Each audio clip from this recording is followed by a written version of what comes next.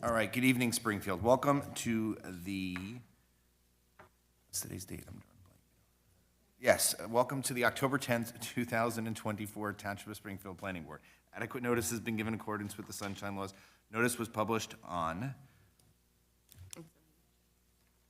September 5th, 2025 in the Annex Building, which notice was published on September 5th, 2024 in the local source with sufficient newspaper of the Township of Springfield for 2024 and posted in the Annex Building on September 5th, 2024. Let's do a roll call. I mean, a salute to the flag. Red eye flight killed me. I pledge allegiance to the flag of the United States of America and to the republic for which it stands, one nation, under God, indivisible, with liberty and justice for all. Serves me right for taking the red eye flight again. Let's do a roll call, and Richard's walking in now, so he can count. Who is? Mr. Cedarquist. Hi. Committeeman Alexander Kaiser. Present. Committeeman Rich Huber. Absent. Mr. David Barnett is absent. Ms. Marissa Ruggiero is absent. Mr. Aaron Lawfer. I'm here. Mr. Richard Cedarquist. Here. Ms. Julie Tomeo. Here. Mr. Brian Cantagallo is absent. Mr. Scott Wishna. Here. Vice Chair Sharon Kessel is absent, and Chairman Jeff Tiger. Yes, here. Okay, We have a good. quorum. Today's meeting should be a very short meeting, given that we had 3 meetings in a row that were very lengthy. So the first thing is the dates for 2025. These are the dates. We're not approving them. We're not motioning. We're not doing anything. It's just an FYI. Feel free to look over them. It adopts our second Monday of the month, with the exception of our potential reorg, which we still have to look into, and then towards the end of the year where you have Columbus Day and you have Veterans Day, we have to revert time. So just out there for everyone to look at. If anyone has concerns, shoot Jen a note if there's anything here. If not, this will be something we'll take up later in the year. RFPs, we always, every year we ask the township clerk to send out on our behalf RFPs. I just wanted to, we have to make a motion and a second and a roll call approval just to agree that we're going to send out RFPs for township planner, township engineer, planning board engineer, planning board attorney, and planning board planner. Should we do board secretary too, or No. we can avoid that? Yeah, okay. So if anyone has any concerns, if not, can I entertain a motion we're going to authorize the clerk on behalf of the planning board to send out the RFPs for those 3 positions?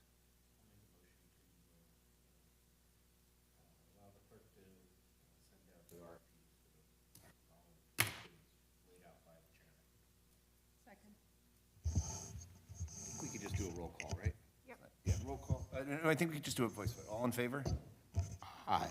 Anyone opposed? No, seeing none. Yeah, it's not an official thing.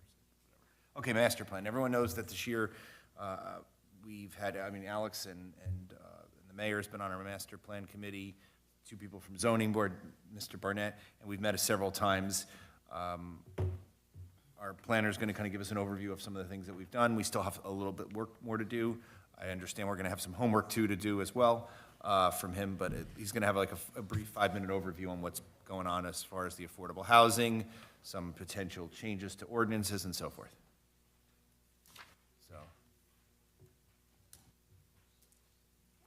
and Jen, the Temple one is off, right?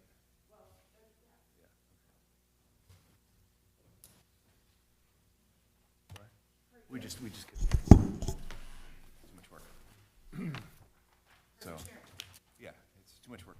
We couldn't finish in time, but I'll make an announcement for anyone watching. And thanks for the work. I know that your team has worked a tremendous amount of time on it. Mr. Disco as well. Our township administrator has worked a lot of time. So let's see what everything looks like. This is, what I just handed out is it's our summary of the new affordable housing bill that was just adopted this year. And there's some very key dates, and all the information's in there. I will not take up your time right now to go through it, but I would encourage you, when you have an opportunity, please read this memo. I tried to highlight a couple of what I think are the highlights, and I just want to talk about I'll start on page 4 of 13. Essentially, the memo I just handed out summarizes in pretty good detail what this new law requires this planning board to do, because it's a housing element and fair share plan, which is a planning board document. So this planning board needs to put this document together, and we're gonna work, obviously, directly with the township committee each step of the way. But ultimately, the governor signed a new law this year, and we've already satisfied the initial dates that came across, which were June of 2024 this year, and then September 16th of this year also. We've already satisfied those two dates, so we don't have to worry about that. Those were more reporting dates. What I want you to focus on is, and it's highlighted on page 4 of 13 at the bottom. This planning board needs to adopt a housing element and fair share plan by June 30th, 2025. But it really doesn't, we really don't have as much time as that appears, because to have this vetted, they want it on file 45 days earlier. And we're not gonna do it on June 30th. We would imagine that we're probably gonna be somewhere in the middle of June with a public hearing date, right? Does it have to be by us and then go to the township Yeah, committee? we have to schedule it so that the planning board adopts it, then we have to bring it to the township committee. So, two Like things. April-ish or March. Yeah, March. so, and then with the 45-day public period, that has to be on file and published, so everybody can look at it. You know, we're really looking at doing this work at the end of March early, it has to be finished in April. So, we're in October, and you think the work has to be done in March, throw in the holidays and so forth, time's gonna go by pretty quickly. So, I'm gonna come at you almost at every meeting from now on and just give you some updates. We're doing the background work, all of the statutory requirements and putting the document together. But once you read this memo, it'll give you a very good summary of what your responsibility is, and that is October, which is the next highlighted date that I have on page 6 of 13. October 20th, so this later on this month, every municipality in New Jersey will receive a new fourth round affordable housing obligation that we have to design a plan based on. I don't know what the numbers yet, we have estimates, I don't wanna start estimating because we're gonna get it in a few weeks, and that's gonna put everything in motion. We're gonna have to put together a housing plan, housing element plan, that identifies where this new obligation is gonna be located in our town. So, we have between October 20th and I would say March, mid-March, to get the work done. So that's not that much of a window when you're taking on such a, such a large task as this. But all of the information is in here. I'm not gonna drill down into the numbers right now. I wanna jump to page 9 of 13. Our prior round plans are highlighted. Our prior round obligation was 127 and 283, the RDP and the unmet need. And we summarize, well, how did we do? On page 12 of 13, we have 126, so we've substantially addressed our RDP. The town committee is considering 2 redevelopment projects. We know them as the Scotty's Bar and then the Bank of America property. Earlier this year, we did the redevelopment studies, and now the town committee is considering those redevelopment plans. If those 2 projects move forward, they get folded into it, and at the end of the day, the chart ends with the remaining third round obligation, unmet need, is 274, that's a pretty large number. And then on October 20th, that last line on the chart on page 12 of 13 will be filled in. We will have our new fourth round number. So whatever that new fourth round number is, it's gonna be that plus the 274. Pretty significant number. Is there a vacant land adjustment? Yes, there's gonna be, we're putting together a vacant land adjustment that essentially, tells the courts, fair share housing, special master, and so forth. We're a built-out town. We don't have a whole lot of room, You okay? remove Baltusrol from that, because that would Yes. make us Yes. look better than what we. Yes, and I could jump to the maps right now, if you will, very quickly. I gave you two maps, and these are just working drawings. These are not public maps, they're not gonna go out anywhere. These are to be marked up, and you're gonna get everything that I sent out to you tonight electronically. We can blow it up, mark it up. But what I tried to do was show where are we right now. You can see Baltusrol on there. It shows up better on the second map. But I gave you the aerial view, and then the second map is more of like the zoning map. And you can see the amount of green, that's the undevelopable land. You could then look at our S60, S75 zone, our single-family zones, really eat up between those two zones and our green, our open space, takes up most of the town. So what the takeaway for tonight is, and nobody's supposed to have any answers, I just want to get people thinking, because this is going to go very quickly. Where are we going to address this new obligation of additional residential density, multifamily density in our town? Couple of pointers. The new law requires us to take a look back, which requires us to say, all right, you guys adopted a plan in 2015. How did you do? What got built, what didn't get built? And what didn't get built, there is a why didn't it get built? And in the memo, I highlight the AHO-1, which was the township's Affordable Housing Overlay 1 zone, and that's highlighted in red. It's a red outline. And you can see there's on 22, and then there's two sections there's two corridors on Morris Avenue. A lot of those properties were redeveloped, and are moving forward right now, and some of those projects, some of it, and other than those redevelopment projects, we haven't had any. So that's a good place to start. We're gonna have to go back, they're forcing us to go back and say, okay, if nothing got built in these areas, why didn't it get built, and what can you do to further incentivize development in these areas so something does get built? At the end of the day, they want you to increase density, height, and so forth, so it becomes more economically viable. So, I wanna stop there, because I could go on for hours, but what I'm gonna ask, all I'm asking you to do tonight is take this home with you, read it, think about it. I'm gonna be working directly with the township committee simultaneously, but at the end of the day, the housing element and fair share plan is a planning board document. It's prepared by the planning board, it's approved by the planning board at a public hearing, and then it's endorsed by the township committee. And that whole process has to be done by June of 2025, and with the publication requirements, the work really has to be done by the end of March in order for us to meet these deadlines. So, I'll open it up for questions, but I'll start first. I know Park Place is listed there, and I know there's that rule that you have to have 80% or whatever it might be. I mean, has the town looked into with our redevelopment attorney or whoever to see what ability we have? Because that's a perfect place for it to be.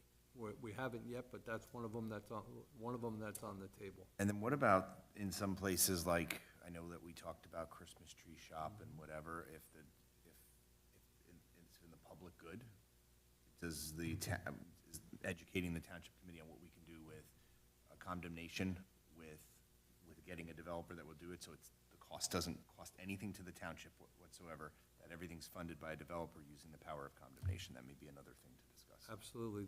One of the key provisions in this new bill is, we had large numbers in round 3, and we really got away with a lot of it by putting in overlay areas. And I put it in all my towns, we put in all these overlay areas at low densities, and the courts recognize, the fair share recognizes that it did nothing.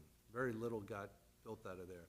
So they're really pushing us to go back, relook at your overlay areas, number one. And the other thing is the power of redevelopment. They either want you to use redevelopment or rezone tracts so that it is only for multifamily housing, not overlay. And that lands exactly what you just spoke to. And then I know we have X dollars in the Affordable Housing Fund that we've collected it. I mean, one of the things I think that we should be looking at is, you know, whether it's Garden Homes or whoever we're working with on other redevelopment, is to kind of help them make some of those units affordable, even though they typically, they were past the point of time back in the day, but if they use some of the dollars to refurbish them. Market to affordable, Yeah. we're allowed to do that, that's one more mechanism. So you already have units, and you already have apartments in your This town. way it's netting. All right, so can we take some of the market rate units and make them affordable, so we don't have to build more units? And dip into and use the Affordable Housing Trust Fund to do that. That's where our relationship with Garden Homes would be a good start. Exactly. Okay, cool. So, there, you know, the idea is to put as many of these ideas together and come up with Those a are plan that we can defend. Those are three. Mike, anything to add? No. Jen? No. No, okay. Alex? Richard? Scott?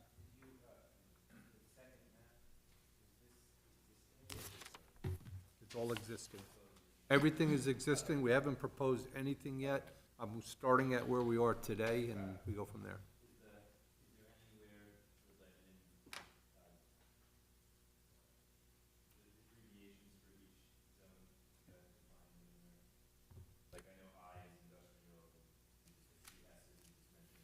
You- Yeah. Yeah. No, I could add that to the index. Bottom. It's good, Scott. It's a good point.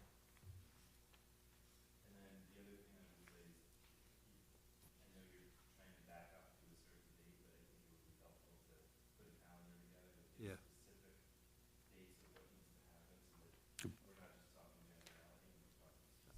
I agree.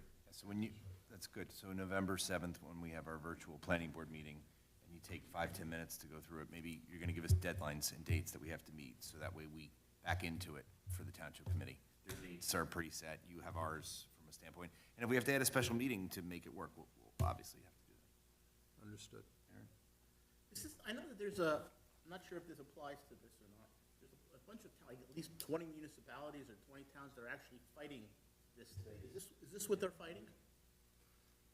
Yeah, they're arguing that they're not fighting the bill, there's, I don't wanna play attorney, I don't wanna go too far outside my lane, but one of my some of them just added, so some of my towns are in there, and I know the law firm that put that lawsuit together. They're challenging procedurally the bill that was adopted and requires, they said procedurally it's unconstitutional, and they explain why. That they're giving power to people that are not elected officials and so forth to make these decisions. They have this advisory board now instead of special masters and so forth. And there's a number of other items in their lawsuit that says procedurally explain procedurally why this bill does not work. And there's some sound points in there. They also say that it's also unfair, another major topic of that bill is the urban aid municipalities are exempt under this bill.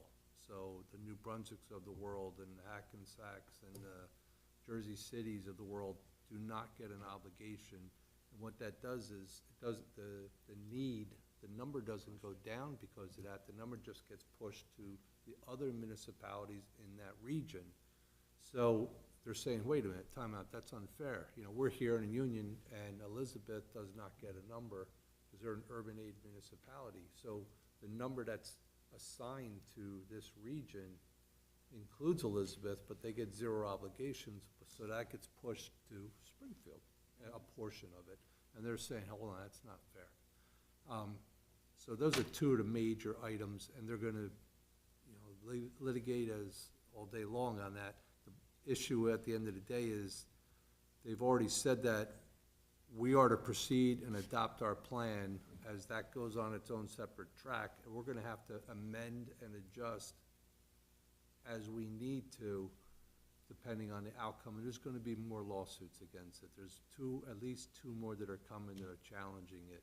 The problem is, we were given a date of October 20th to get this number to prepare the plan. DCA's already telling me and telling everybody, they're like, we don't have enough staff, we don't think we can make this deadline. We're not ready, they're not sure about the methodology, we're not sure how the town's gonna get that number on October 20th, or if it's gonna come on November 20th, or any day in between. And are they just gonna email us a number?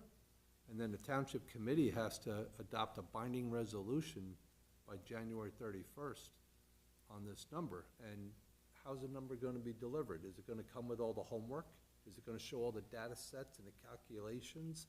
Because it's pretty complicated. There's 16 variables that are taken into consideration to calculate the number for each municipality. I would wanna see the homework of the person who put into the computer all 16 of those variables and make sure they got our number correct. But I don't know what they're gonna deliver us. So I'll stop there. I could go on forever. So there's a lot of questions about it. The problem is, the way the bill's written, if the township committee and the town planning board does not meet a deadline, and there's like 6 or 7 or 8 different deadlines that if we don't meet them, the town loses its immunity. It's immunity. Where It's someone- protection. Your protection is gone from builder lawsuits and so forth. And the builders could come in and say, they have not done what they're supposed to do. We're gonna do it at this density over here and file a challenge against the town. Yeah, and right now, we're clean until July 1st, 2025. The town's in very good standing. We wanna stay in good standing. This town has a very long history, a very proactive history of doing the right thing and putting together, plans and so forth. This new bill, it almost makes it they try and trip you up like 6 different ways, that if you miss one deadline, one of them, in two instances, they have to adopt a resolution. If they don't send it to the DCA within 48 hours, you lose immunity. I mean, that's how ridiculous it is. It's all in here, you can read about it. So, you're gonna hear about challenges, we have to do our work at the same time, so we stay in good standing, and we're gonna have to adjust on the fly. Yeah, it seems to me that based on what you're saying and from what I heard, there's gonna be a lot of changes to what's written here, I think. Yeah, this is what I have as of today. It could change next month. I know there's challenges. We've already started for the township because we don't want to get caught behind, and we want to work proactively with our board and with the township committee and make sure we meet our deadlines. Okay. After she. You're good? Okay, then you can. So I'm a non-attorney and I've tried reading the legislation before. I think this memo will help. I really do, yeah. So we become compliant with the requirement to do what we need to do under the deadlines that were set forth in the new legislation. What are the remedies for failing to bring online those committed units? Like, is there a Our best date by getting X units actually up and running? You can approve them, but if they're not built. Our job is, the planning board's job is to create the plan and adopt the plan that creates a realistic development opportunity. Town's committee's responsibility is to endorse that plan and then enact all the ordinances and redevelopment plans, and then we've done our job. From a township, we're not builders, they're not expecting us to be builders, so we can't force anybody to go build afterwards. However, if nothing gets built, you open yourself up to a challenge, because then the argument is you came up with a phony plan or an unrealistic plan, and it didn't produce anything.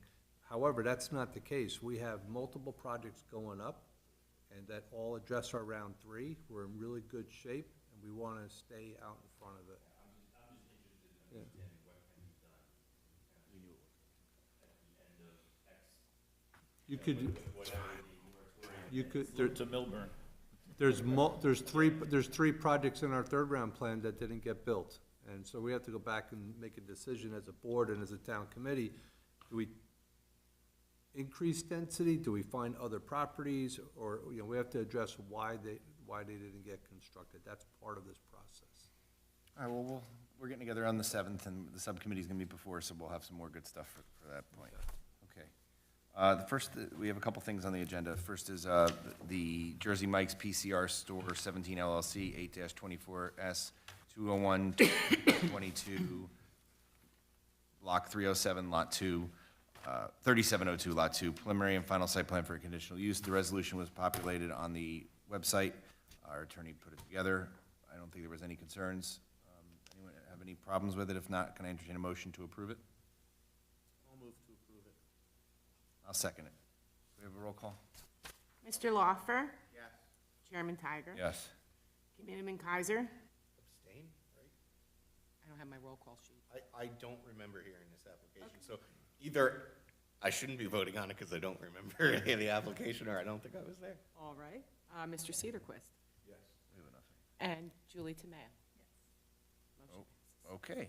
Next one is Kenneth Gruskin, that was here before us the other night, last meeting. It's for minor site plans, variances, generator, wall signs, and awnings, Block 206, Lot 3, 294 Morris Avenue. Can I have a motion to approve that? That was also on the Google site. So moved. Richard seconded. Can we have a roll call? Ms. Tomeo. Yes. Mr. Cedarquist. Yes. Committeeman Kaiser. That was a yes, I remember that. Mr. Laufer. You read them. Yes. Mr. Wishna. And Chair Teasdale. Yes. Motion Okay. Anyone in the audience, I see a ton of people, for Congregation Israel of Springfield, that resolution will be carried to November 7th, which will be a Zoom meeting. Check out the township website for instructions on how to connect to that. That will be carried till then for that resolution to be adopted. The last thing on their agenda is a waiver. It's Morris Ave Center. This was the Gomes redevelopment project that we had before. Vice Chair Kessel and I had an opportunity to meet with the business administrator and our board engineer regarding what we call, given that it's been out there for a long time, we spent a lot of time kind of reviewing. Sharon and I concluded that this would be a field change, but we wanted to still have the board have an opportunity to hear it and agree that they agree with us with the field change. So we're going to, Mr. Disco, present to us very briefly of what the field change is, with the net zero parking, kind of rejiggering things around, and then hopefully the board agrees with what Sharon has to say. Mr. Disco, I think what they want to have you sworn into this just because it's a redevelopment application. Mr. Disco, do you swear to tell the truth, the whole truth, and nothing but the truth? I do. 2015, we granted preliminary approval to the Gomes redevelopment project. I think it was 2020, we had the last amended final. In the preliminary, we did not have a one-way on Center Street. In the final, we had a one-way with angled parking. That was subject to the Township Committee approving that and authorizing the conversion of Center Street from a two-way to a one-way. The developer approached the township, it wasn't the other way around, and said, I can do this and maintain two-way traffic, and the police department, fire department, and really every municipal department and official thought that was a good idea, to maintain two-way traffic on Center Street rather than go one-way. And so when we analyzed the plan, it didn't really have any impact on parking. Worst case is one parking space, but most likely zero. And so we think it's wise to maintain the two-way traffic. And so we're asking for, is it through, since it was in the last application. So basically, it's either a net zero or we're losing one spot at most. Yeah, most likely a net zero. But we're losing one spot. And now, and I think you discussed with us that you felt that it would be better planning with the two ways, and so did everyone else. Better planning, better for the neighbors who would have a two-way street, you know, go to a one-way street, so it would require different traffic patterns. If you're trying to get to Morris Avenue, especially going east, it forces you to go down to Hannah, make a left on Mountain, could be at a bad time, and then go to the light on Mountain Avenue, which is about a 3-minute red cycle, so it's not a great thing, so. Why was it ever one way? Why was?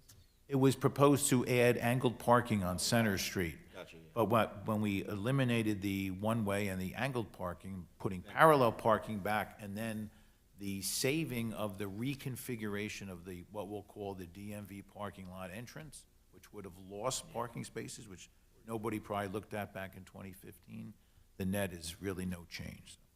So it makes sense for a field change. Yes. And then from what I also agree that the reason they're gonna get started on this tomorrow or Monday, that's the Yeah, they actually started moving barriers yesterday, So anticipating, this is moving the project along. right? Contractors marking out, and they're basically gonna start doing the Center Street site plan improvements that were approved previously. Okay. That don't have to change other than the angled parking, essentially. Mike, anything you have to add? No? Okay. Mr. Wishner?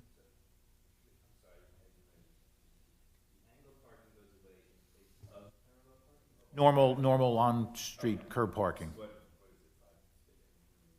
I think we had 13 angled, you're gonna get 9 or 10 in the parallel, but they're gonna reconfigure, the angled parking mandated a reconfiguration.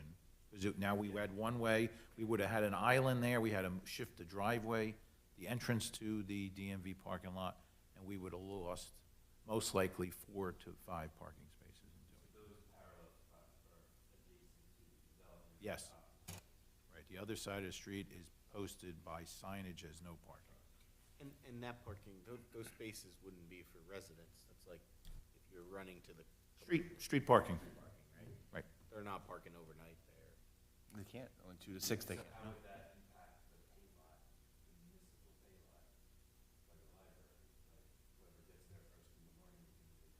Well, they get, the agreement is 45 spots. Off-site spots at Duffy's Lot, which is the one by Hunan Spring. Yeah.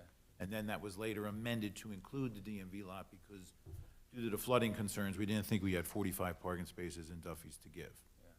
And the developer, to their credit, has said that they're not gonna seek the 45 spaces, certainly not initially, only as necessary.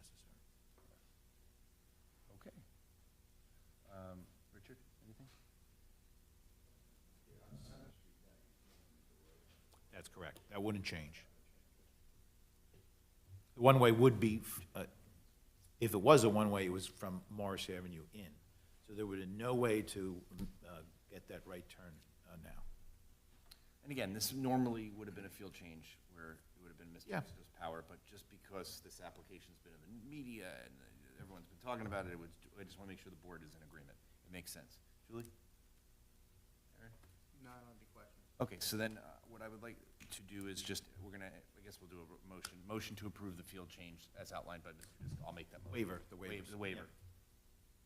We have a roll call? I did it. Chairman Tiger, Yes. Mr. Wishner. Ms. Mayo. Yes. Committeeman Kaiser. I just want to vote no on something one time, but no, it's a yes. Give me something You to can vote vote no no on the on. minutes. You can vote no on the minutes. No. Next meeting. Mr. Lawfer. Yes.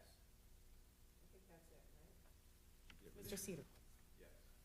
No, but truly, thank you guys. Like, I know this was. You've been having fun with this application. Good. Okay, so last thing, any members of the public that wish to speak on any business before the board? Perfect. You came in perfect timing. My name is Michael Alfiero. I live at 317 Morris Avenue, Apartment 1. It has nothing to do with their subject, but I was here a month ago and I spoke about Springfield Truck Center and Briggs Brothers Holdings LLC about the infestation problem in my apartment. They're trying to give false information to you and the health department. So let me stop you. We're yeah. not the township committee. We are the planning board. Planning board. We don't have anything to do, the township committee and the health department. I'm that's- sorry about that. I mean, he's part of the township committee, but it's Yes. May I a speak separate to him, board. though? May I? Well, no, I mean, you could set up time to meet with him at a time, because I know that we were, Afterwards is cool? After the meeting, are you sure? Sure. Thank you, sir, thank you. I will see you then. I'm sorry, guys. no, it's okay. But your best bet is to set up time with the township administrator, because the township administrator is the right person to address some of those concerns with. Any other members of the public? Seeing none, can I have a motion to close the hearing and adjourn until November 7th, which is virtual, at 6 PM? Not 6:30, at 6 PM. Oh, virtual. Virtual, at 6 PM. Isn't that what, who said 6? I think we had to do 6, but we'll call, there's no business being carried, so it's fine. But it's November 7th, virtual. Check the township's website for it. Motion to approve, anyone? adjourn, motion to adjourn? I'm gonna make that. I'm gonna second. All in favor? Okay. No opposed. You can vote no. No. No, okay.